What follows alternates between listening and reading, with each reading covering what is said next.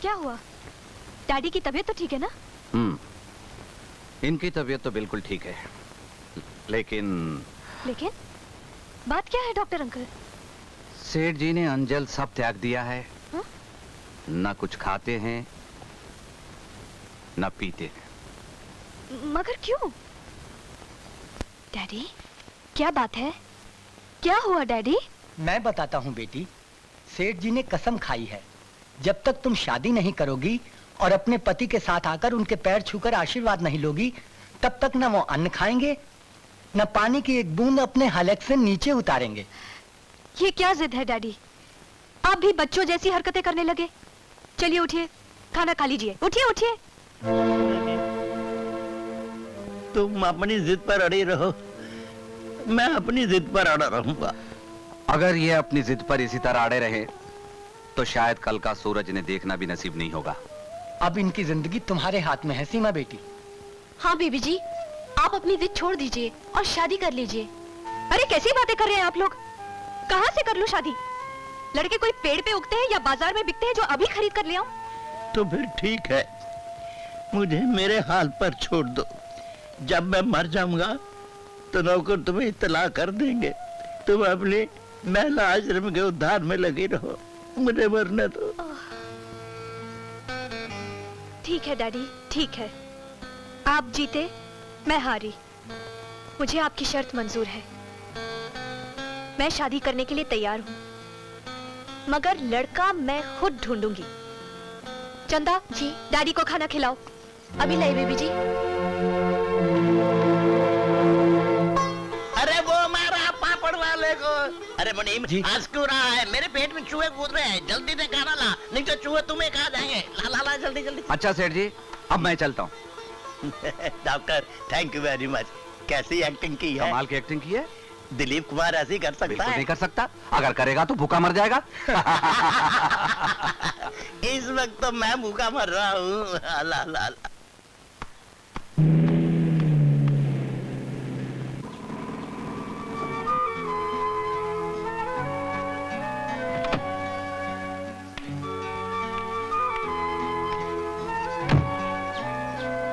अमर बाबू यही रहते हैं क्या? जी हाँ। जरा बुलाओगे? जी अभी बुलाता हूँ।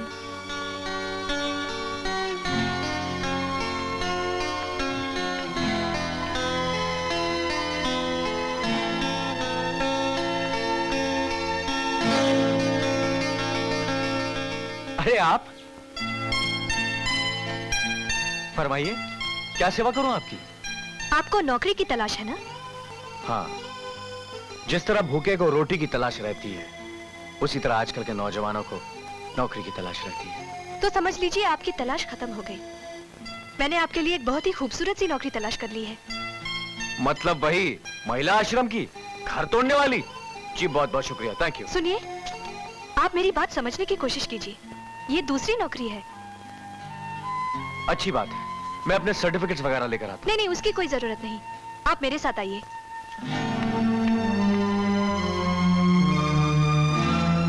आइए ना।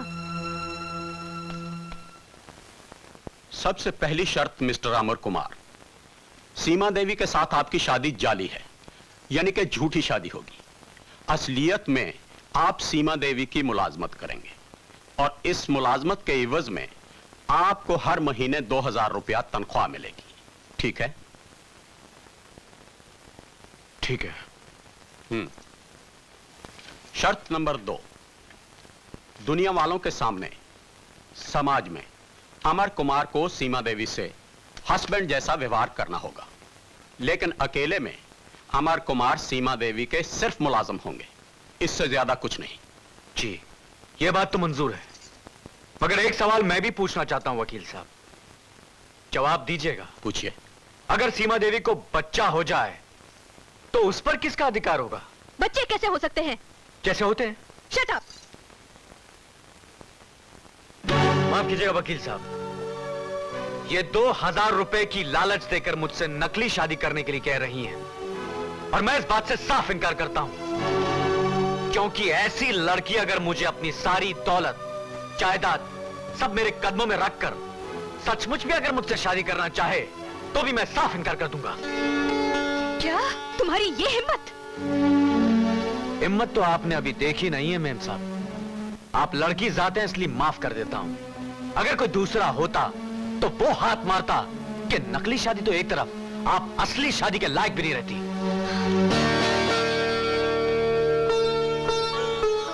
डैडी, मिस्टर अमर कुमार, मेरा नाम करमचंद है। मैं सीमा का बाप हूं। नमस्कार। नमस्ते। मुझे तुम्हारी साफ गोई और करख जवाब सुनकर बहुत मजा आया। साफ साफ बात करने की मेरी आदत है हुजूर, मगर तकलीफ तो यह है कि जमाना इस आदत की दाद तो देता है मगर नौकरी नहीं देता, बल्कि जज्बात को ठेस पहुंचाकर, मेरी गरीबी का मजाक उड़ाकर, मुझे पैसे का लालच देकर मुझसे गलत काम करवाने की तमन्ना रखता है। और मैं ऐसी हजारों नौकरियों को ठोकर मारता हूं। अमर बेटे, कौन कहता है कि तुम्हारी आदत की कदर करने वाला इस दुनिया में कोई नहीं? मैं हूं ना। आज से मैं तुम्हें अपने ऑफिस में मैनेजर की नौकरी देता हूं। जी। यस। डैडी, डैडी आप धोखा खाएंगे। आप इन्हें पहचानते नहीं। आदमी की पहचान मुझे तुमसे ज्यादा है बेटे। तुम्हें तो इतना भी मालूम नहीं है कि सोने और पीतल में फर्क क्या होता है। पीतल से बनते हैं बर्तन और सोने से जेवर। तुमने सोने को पीतल समझ लिया। आओ बेटे।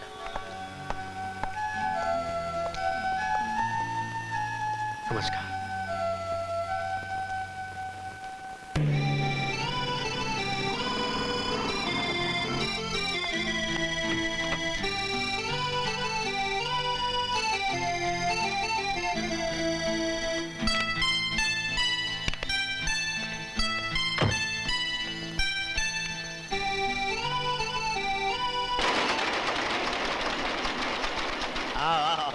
हमारे बेटे जरा फैक्ट्री देखो।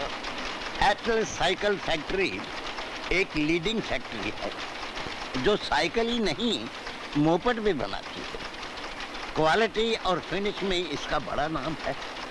अब इस नाम को बरकरार रखना तुम्हारा काम है। अमर, आज से तुम इस एटल साइकिल फैक्ट्री के मैनेजर हो गए, मगर इसके साथ तुम्हें मेरा एक जाती काम भी करना होगा जो सिर्फ तुम कर सकते हो। फरमाइए।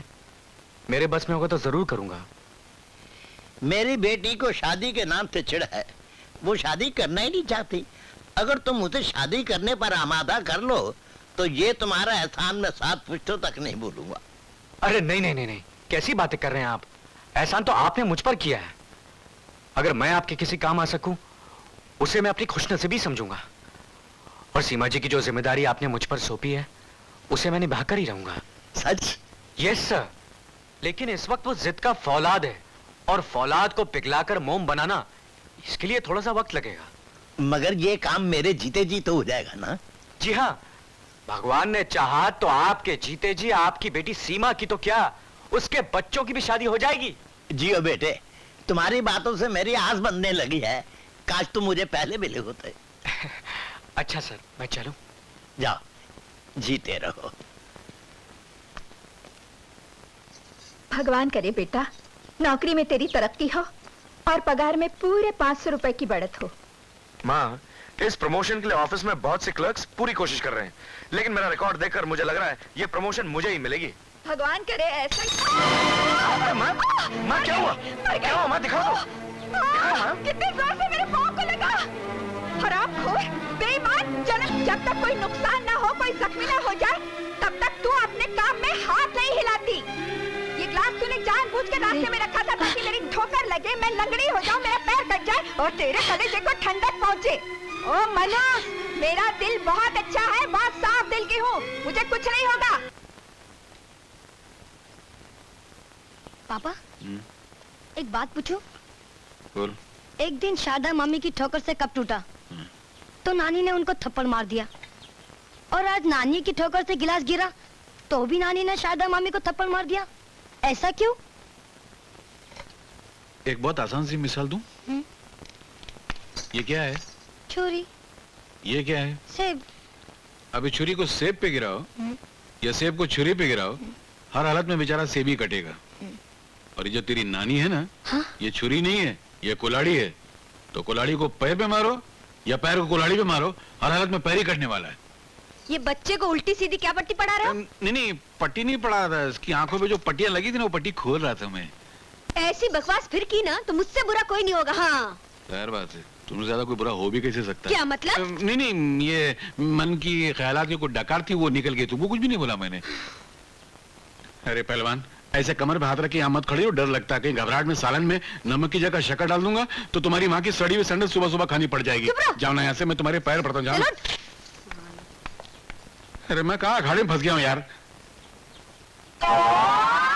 नहीं, वापस जाओ, खड़ी है, क्या मुसीबत। लेकिन पिताजी आप अमर से पूछकर तो देखिए, वो राजी होता है कि नहीं? वो कौन होता है राजी न होने वाला? मैं जो कहती हूँ वही इस घर में होकर रहता है। अरे बाबा, हुज्जत करने से क्या फायदा, एक दफा उससे पूछ लेने में क्या बुराई है। अमर, जरा नीचे तो आना बेटे। पिताजी जो कुछ भी कहना है फौरन कह डालिए। आज मेरे ड्यूटी का पहला दिन है और मैं पहले ही दिन ऑफिस में लेट जाकर अपना रिकॉर्ड खराब करना नहीं चाहता। चलो मैं शॉर्टकट में बता देता हूँ। यहाँ के एक बहुत बड़े रईस हैं, सेठ द्वारका प्रसाद। उनकी इकलौती बेटी सोना के साथ मैं तेरी मुलाकात करवाना चाहता हूँ। किस सिलसिले में? तेरी शादी के सिलसिले में। ओह हाँ अमर, अगर तू ये रिश्ता मंजूर कर ले तो सेठ द्वारका प्रसाद की जायदाद का अकेला मालिक बन बैठेगा और साथ में वो 10 लाख नकद देने को भी तैयार है। अच्छा अच्छा अच्छा अच्छा। तो दूल्हों के बाजार में आप मुझे 10 लाख रुपए में नीलाम कर रहे हैं ना? कैसी बात करता है? किसी बड़े घर में शादी करने का मतलब अपने आप को नीलाम करना होता है क्या? बिल्कुल। पहली बात तो यह है कि दहेज लेना पाप है और दूसरी ये कि बड़े घर का दामाद बनना जैसे टोपी को सर से उतार के पैरों में पहनना। और अगर मैं बिक गया ना तो मेरी भी वही हालत होगी जो आप लोगों ने बजरंगी भैया की है।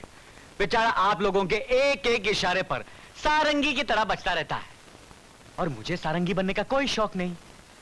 Bye bye.